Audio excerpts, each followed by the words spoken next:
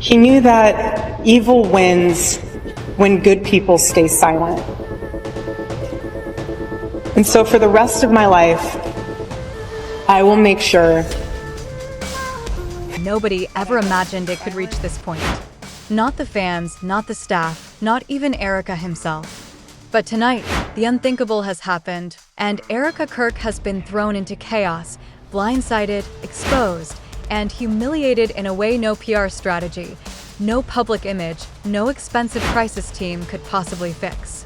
Because Erika's parents, the same ones who once welcomed her at their dinner table, defended her through scandals, protected her from rumors, have officially filed for custody.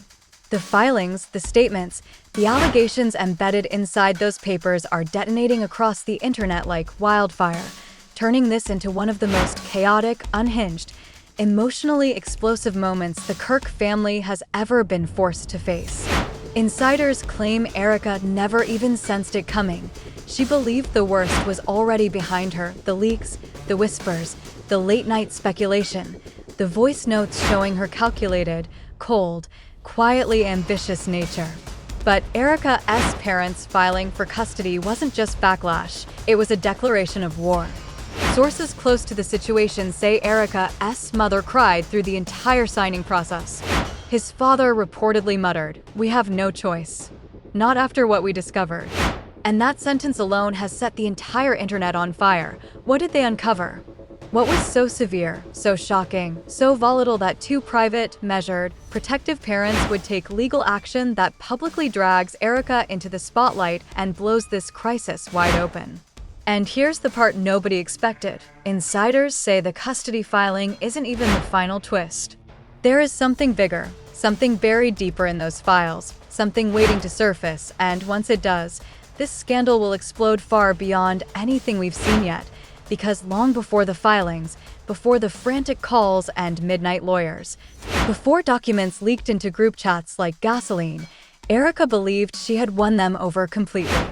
She sat smiling at Thanksgiving tables, laughed during family toasts, took photos like she belonged. Outsiders assumed she was embraced, trusted, approved. But they never saw the fractures developing quietly beneath the surface, fractures so subtle, even Erika missed them. It began with suspicion. His parents had always been guardians of his image, his career, his stability. They examined every person who entered his orbit, and the scrutiny on Erika began sooner than anyone realized. And when Erika entered their lives, radiant, articulate, driven, they welcomed her, but never without caution.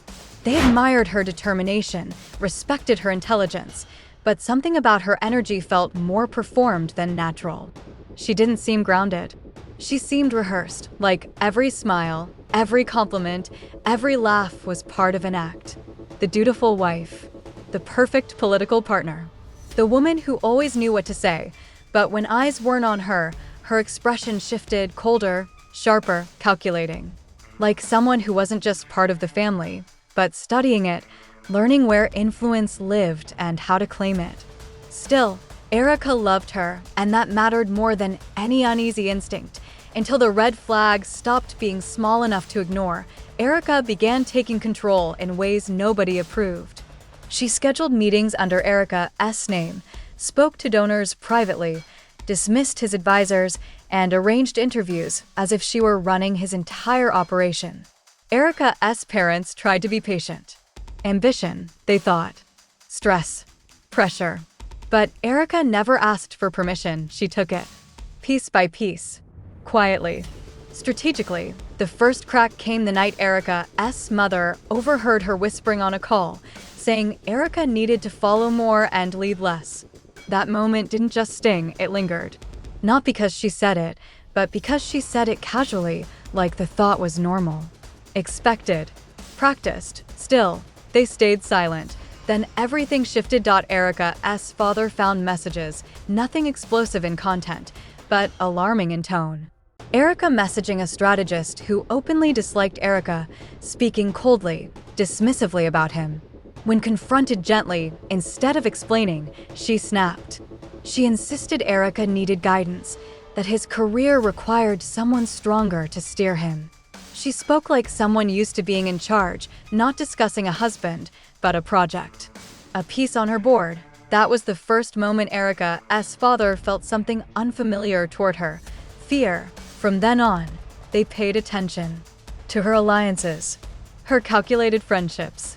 The way she gradually pulled Erika away from his family and turned every disagreement into a test of loyalty. And then, when Erika's public world collapsed and everything was burning, his parents expected Erika to protect, support, defend. But she didn't. She grew distant, cold, almost bothered that his fallout inconvenienced her. Instead of helping, she hovered around the chaos like it was an obstacle, not a crisis. His father noticed her detachment first. His mother noticed how Erika refused to talk about the rumors, like acknowledging weakness was beneath her. But the moment that destroyed their trust didn't come from them.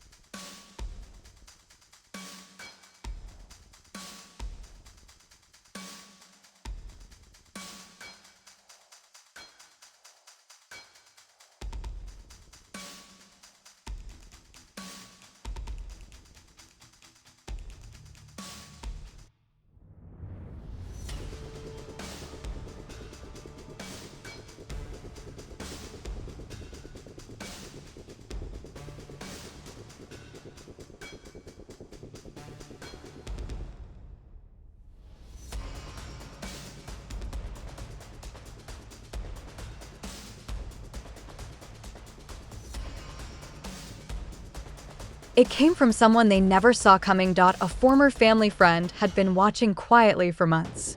Someone who never spoke publicly, but privately sent a warning that changed everything. You need to watch her. Something doesn't add up. She's meeting people she shouldn't be meeting. At first, Erika's parents brushed it aside as paranoia. But the whispers didn't stop. Staff members hinted at strange behavior. Political associates murmured about private conversations. Rumors surfaced that Erika might not just be connected to the chaos, she may have been helping build it. But still, there wasn't proof. Not yet. Then the leaks began. The first voice notes weren't shocking because of what was said, but how calmly she said it. Erika sounded strategic, unemotional, discussing optics, narrative control, timing, fallout. Not like a wife caught in her husband's collapse, but like someone planning for her own outcome, separate and protected. And then came the screenshots. Messages to a strategist at 2 a.m. Plans Erika knew nothing about. Moves he never approved. That was the moment Erika's mother broke down.